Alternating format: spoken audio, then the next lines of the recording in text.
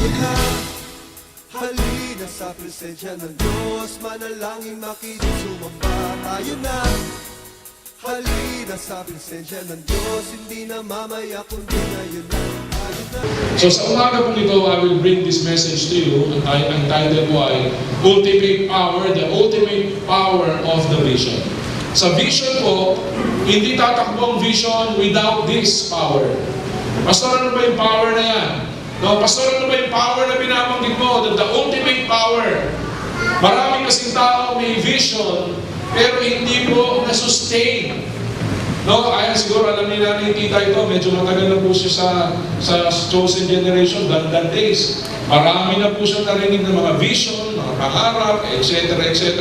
Pero ang tanong, bakit hindi nasusustain ang vision? That's the problem we want to address ngayong umaga. Marami tayong gusto gawin, marami tayong gusto abot, marami tayong pangarap, marami tayong mga iniisip na mga matatayog, at minsan napoprostrate lang tayo. At minsan, ayaw na natin mag-arap at all. We don't want to dream anymore. We want to be on our safe, comfortable zone. Kasi pag nangarap ako, nadidisappoint lang ako eh. So tingnan po natin ito. Sabi dito sa Joshua chapter 1 verse 8, everybody sa screen, basahin po natin ng sabay-sabay. 1, 2, 3, go. Study this book of the instruction continually, meditate on it day and night, so you will be sure to obey everything written in it. Sabihin natin everything. Everything written in it. Only then. Sabihin natin only then. Pag sinabing only then, meron po bang ibang option? Sister Baby, kung sinabing only then. Wala na. It is the only way. Only then will you prosper and succeed in all you do. Pag sinabi in all you do, ilang porsyento ng gagawin mo? Lahat. Sabihin nga natin lahat. In all you do. So mabigat po yung mga salita na binanggit dito. To be sure to obey everything written in it. Only then, that's very powerful word. Only then, at ang sabi dito, in all you do. So in short, kaya ko tinawag po ito, nung ginagawa ko po itong preaching ito, okay? The ultimate power of the vision. Okay? Yun yung ultimate power ng vision. I'm not discounting the power of prayer. By the way po, ang ating po calendar of activities mula January hanggang June tapos na. Okay? Mamimigay na po sa inyo next Sunday. Ilagay nyo sa inyong Bible, gawin yung bookmark. Alam nyo kung kailan ang film showing, alam nyo kung kailan ang encounter ng member, alam nyo kung kailan ang overnight, andun na po lahat. Hindi na po tayo didepende na kailan ba, ABP. ABP will just support what we will give to you next Sunday. And by February, we will give the calendar of our church, calendar of activities, mula July hanggang December. So, ibang-iba na ho, talaga very precise, very pointed na ho yung ating ginagawa para sa kapurihan ng Panginoon. Okay, tuloy po natin. Okay, sabi po rito, good intention doesn't last. Yung good intention, marami kasi sa atin may good intention eh. Wala naman po sa atin magsasabing bad ang intention ko eh. Lahat tayo may good intention. Ano yung mga sample ng good intention? Lord, gusto ko na po maglingkod sa inyo. Good intention yan. Lord, gusto ko na magpagamit sa inyo. Good intention yan. Lord, gusto ko na mag-level up sa aking ginagawa para sa inyo. Good intention yan eh. Pero good intention doesn't last. Minsan nararamdaman mo lang yan dahil naka-attend ka ng G12 conference. Minsan nararamdaman mo lang yan kasi nakabasa ka ng magandang libro. Minsan nararamdaman mo lang yan kasi may biglang blessing na dumating sa'yo. Meron kang, Lord, gusto mo magbigay na sa'yo ng tithes ko, regular na po. Lord, gusto ko, Lord, magkukumit na ako sa worship, regular na po. Marami na po nagsabi ng mga good intentions, but sad to say, it was recorded in our memories that good intentions sometimes end up in a big frustrations. Do you agree? Minsan yung good intention natin, it doesn't last eh. So tingnan po natin, many wonderful promises this year will not last. I'm not being negative here. Marami tayong binitawan sa ere. Marami tayong binitawan sa ating mga prayer devotions, sa ating mga worship time na napupuspos ka. Lord, gagawin ko na ito sa iyo. Lord, ito na ang gagawin ko. Lord, I will not miss a single worship service this year. Lord, I will not miss Bible reading this year, etc. Many wonderful promises. Promises natin hindi promises ng Diyos Do not misunderstand this. Many wonderful promises this year will not last. Kasi ang promise ni Lord will last forever Okay, so tingnan po natin. Not all sweet and loving beginning will end that way. Pastor, ang ganda-ganda. Nung ating lumapit sa akin si Sister Bulak one day, after ng ating last Sunday budget declaration, Pastor, natutuwa po ako. Talagang very timely po yung sinishare nyo na talagang spreads to the whole members and ministries ang ating mga burdens regarding to sa mga expenses and everything. So, napakaganda. Nagkaroon kami ng lunch fellowship with pastors and finance team together with their families sa Max Restaurant, and then we are so sweet. But not all sweet and loving beginning will end that way. Without this power of the vision. Okay, so tuloy po natin. Some powerful faith start. Pag sinabing faith start, jump start. Yung magsimula ng ngayon, Lord, I declare, yung mga ganun mga bitaw. Panginoon, ipinapahayag ko, gagawa ka ng himala ngayong taon na to. Not all powerful start will end. No, some powerful start will end in a disastrous ending. I'm not being negative here again. I'm just saying what is true based on our past experiences. Hindi lahat ng mga nagsasabi na, Pastor, kaya natin yan. Yun pa rin ang sasabihin nila. Why? Anong sinabi? Bigyan ko lang kayo ng konting halimbawa. Anong sinabi ni Pedro the night before si Jesus ay hulihin? Ako'y malapit na ipaibigay sa makasalanan, blah, blah, blah, etc., etc. Ano sabi ni Peter? Wonderful declaration, di ba? No, Lord, I will not allow that to happen. No one will be able to touch you. I'm willing to die for you. I'm willing to give my life to cover you and to protect you. Pero several hours after, ano sinabi niya? I do not know that now. Hindi ko kilala yung taong yan. Some powerful faith start will end in a disastrous ending. That's why we need to understand this powerful message. Okay? Why? Ang question natin ay, the question is, why? Pastor, bakit gano'n? Bakit hindi maglalast? Why all these negative things will happen? Lord, why? The reason is, the answer is, lack of power to sustain the vision. Sabihin nga natin, sustain the vision. That's the power. That's the problem. Walang power to sustain the vision. Ito po ay pwede yung i-apply personal vision, personal dreams. Without this power, ano man ang pangarap mo, personal man, sa negosyo man, sa buhay man, sa pagpapamilya man, sa church man, you can use this principle. This is very universal principle. Kaya ano sabi, lack of power to sustain the vision. How the Lord empowered Joshua to have a good success. Paano niya in-empower si Joshua? Bago niya binitawan, nung binitawan niya yung Joshua 1:8, na lahat siguro ng Kristiyano alam ito, do not depart, let this book of the law depart not from thy mouth, but meditate on it day and night, so that you may be careful to do everything written in it. So by doing so, you will become prosperous and successful. Ano ang ibig sabihin nung salita ngayon? Tignan natin. Number one, Joshua needs to mention the promises of God always. Kung gusto natin mangyari ito, lagi natin banggitin. Pero sinasabi sa psychology, I'm not sure with the number, sabi nila, ang mga salita na paulit-ulit mong binabanggit will become you. Yung lagi mo sinasabi, I will succeed, I will succeed, I will succeed, I will succeed. Lagi mo sinasabi, it will become you. Because life and death is in the power of the tongue. Yun ang sabi ng Proverbs. Ano man ang sinasabi mo will affect you. Kaya nga sabi ni Lord, napakatalino na ng Diyos. Sabi ng Diyos kay Joshua, huwag mong iwawaglit, huwag mong ihihiwalay ang aking mga salita sa iyong mga bibig. Is that literal? No. Ibig sabihin ba lagi nasa bibig mo, literal, yung papel na Biblia? No.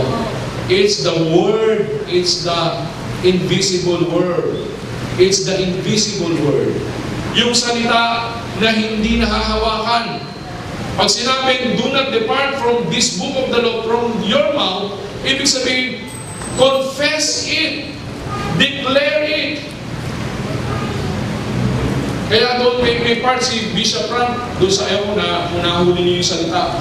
Binanggit si Bishop Ram, sabi niya, ayaw ko magsalita ng negative, ayaw ko magsalita ng negative. Meron siyang binabanggit yesterday. Because Joshua needs to mention the promises of God always. Ano sabi mo dyan? Andyan mo yung verse. Don't depart my law. The Son of God turn this stone into what? Into bread. Kaya bang gawin ni Jesus yun? He has the power to do it. Pero ano sabi ni Jesus? Men shall not live by bread alone, but from every word that comes from the mouth of God. Eh yung sinasabi na, don't depart my law from your mouth. Kapag dumadating ka sa pagsubok, confess the word. Dumadating ka sa temptation, confess the word. Gusto mo na bumigay dahil ang dami mong problema sa buhay, confess the word. Kaya napakahalaga ho ng salitang ito eh.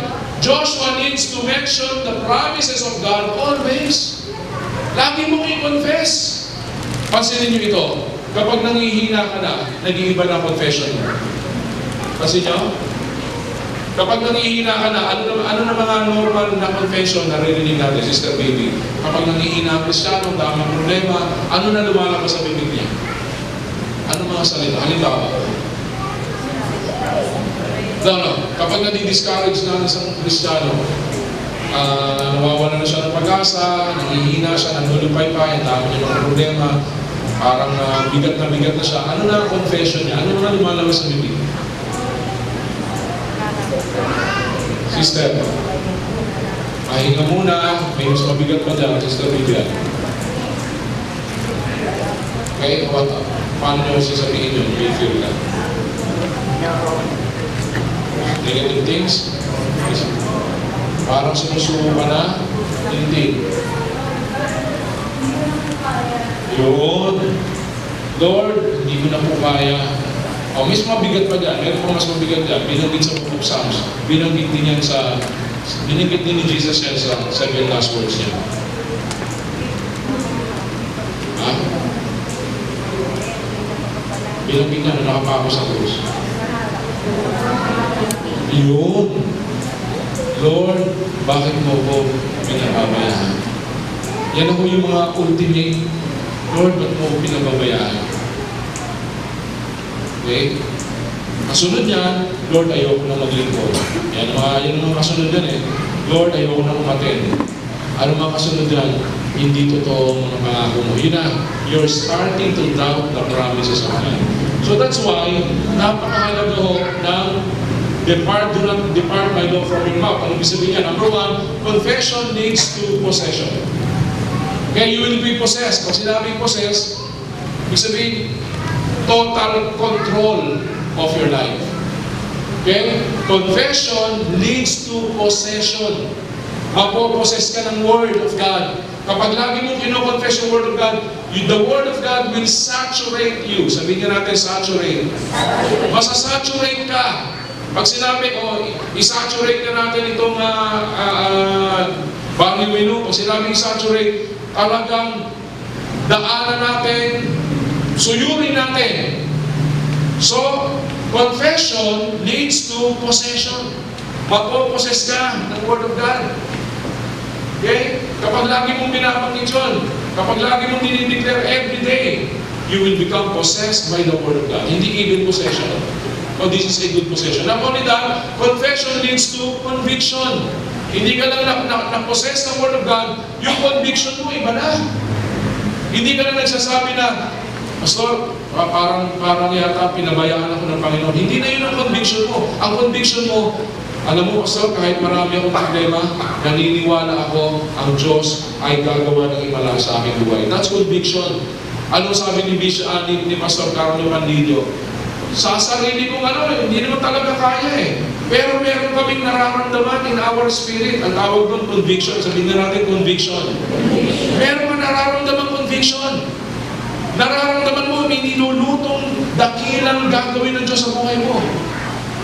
Meron conviction. What else? Confession leads to conversion. So hindi lang basta conviction, na-convert ka na. Hindi ka lang na-saturate ng Word of God, hindi ka lang na-convict ng Word of God, na-convert ka na ng Word of God. Talagang totally, you are sold out to the promises of God. Sabihin na natin, sold out. Ibig sabihin, it's a done deal already. Ito hindi na pinag-usapan ito. Naniniwala ako sa Diyos. May gagawin ng Diyos. May plano ng Diyos. Maybe not now, maybe not next month, maybe not next year, but it will surely come to pass. That's the power of mentioning the Word of God. Okay? Number 2, Joshua needs to meditate the promises of God always. Hindi lamang mentioning the Word. Ano nangyayari kapag minimeditate? Okay, one by one, sabi rito, ano sabi? Meditate my Lord day and night. Meditation covers the mind from doubt. Kapag minimeditate mo palagi ang salita ng Diyos, yung doubt hindi makapenetrate sa isip mo. Kapag minimeditate mo ang problema, minuto, isipin mo yung problema, ano nangyayari sa'yo? Pag lagi mo inisip problema mo, ano nangyayari sa'yo? Saan ka pupulutin? Tataas ang bibig mo. Saan ang lagpak mo niyan? Hospital. Ayan, mental. Maganda, hospital, mental. Okay? At ang pinaka-ultimate,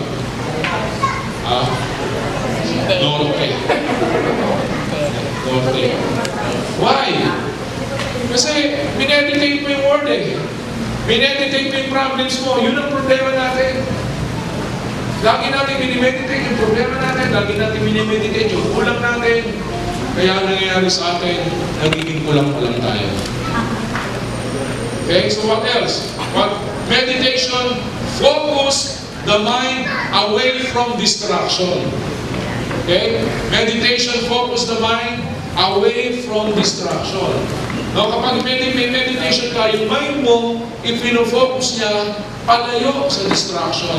Okay, what else? Meditation closes the door of our soul from the devil. Hindi makapenetrate ang diablo sa'yo. Hindi makasingin ng kaaway sa'yo. Bakit? Ang meditation mo, punta mo lang yung Word of God. Binabasa mo Word of God. Minimeditate mo Word of God. Ang pagkain mo, Word of God. Ang sustaining power mo, Word of God pa rin. So that's why the enemy, the devil, cannot penetrate you. He cannot make an advantage to you. He cannot step forward against you. Hindi siya makalapit sa'yo. Why? Because of the power of meditation. Okay, what else? Number 3, Joshua needs to model the law of God always. Not only ang problema sa atin, sinasabi natin, minimeditate natin, ang kulang palagi, ito tayo sumasabi din, yung modeling. Sabihin na natin, modeling. Yung modeling God's word. Ano sabi? Anong word yung binanggit? Malinaw po yan eh. So that you may careful to do everything written in it. Sabihin na natin, to do. So that, anong purpose ng confession? Anong purpose ng meditation? so that you may be careful to do everything written in it. Lord, lagi kong bibigkasin ang salita mo. Hindi mura. Ayoko magpataas na kamay. Sino po nagmumura dito? Mamaya magtaasan kayo sa magmura kami. So mga kapatid, instead na salita natin, may salita, cursing words, negative words, confess the word, meditate upon the word, and lastly, model the word. Ano nangyayari? Modeling gives assurance. Kapag binodel mo yung salita ng Diyos, again, everything written in it so that you may be careful to do everything written in it. Ano kasunod niyan? So that you will become prosperous and successful. Modeling gives assurance. Modeling creates atmosphere of success. Okay, modeling creates atmosphere of success. Kapag binomodel mo yung Word of God, may assurance ka. Lord, alam ko, may gagawin ka sa buhay ko because I am modeling. I am living out my conviction. Yung conviction ko hindi naiwan sa puso. I'm living out my conviction. Okay, what else? Modeling creates atmosphere of success. And lastly, modeling seal the deal. Okay, modeling seal the deal. Okay, walang S, seal the deal to complete victory. Okay, modeling seal the deal to complete victory. Tatlong bagay po yan eh. Okay, tatlong bagay. Okay, number one, I think ito po yung devotion ko last February 4 or 5, hindi ko ma-recall. Okay, modeling the word, mentioning the word, meditating the word, and modeling the word. What will happen? Okay, tingnan natin ito. If we lost in the battle, it is because we lost the word during the fight. Isa sinasabi natin, Pastor, may pinagdadaanan ako. Walang problema doon. Lahat naman may pinagdadaanan. Pastor, may problema ako. Lahat naman may problema. Pastor, may pangangailangan ako. Lahat naman may pangangailangan. Ang tanong, sa pakikipaglaban sa lahat ng iba't ibang uring labanan sa buhay, kapag natalo ka sa mga bagay-bagay nito, kapag natalo ka sa temptation, natalo ka sa bisyo, natalo ka sa paglakad ng matinong lakad bilang Kristiyano, natalo ka sa mga gawain ng kaaway, natisod ka, na-discourage ka, nainis ka, hindi ka na nag-church, hindi ka na nagbabasa ng Biblia, na kung saan, wherein some are doing this already, at kinakailangan silang bisitahin ng mga pastors. Sabi dito, if we lost in the battle, it's because we lost the word during the fight. Kaya yung salita ng Diyos, ito po ay very powerful. Mga kapatid, gusto ko tumayo tayo lahat, so we all stand. I want to share this, tayo po tayo lahat. I have my personal journal. At yung iba po, pumili na, Sister Tita. Some are already doing this. Dito po sa planner na to, I think Brother Juso mag-give this to me. Ang laman mo nito ay yung nandito ngayon. At isang devotion lang po yun. Isang devotion lang po, mensaheng napakalawak ang ibinigay ng Panginoon. Ang tanong, meron na po ba tayong ganitong passion na every day, I will make a commitment that my top priority above all is to meditate, okay, is to confess the word, meditate the word, and to model it. So ngayong oras na ito, meron po tayong question dito. I want you to discuss this. Wala pang 11 o 11 pa lang. Ngayon, pwede mo ba mga lalaki po dito kayo sa banda rito?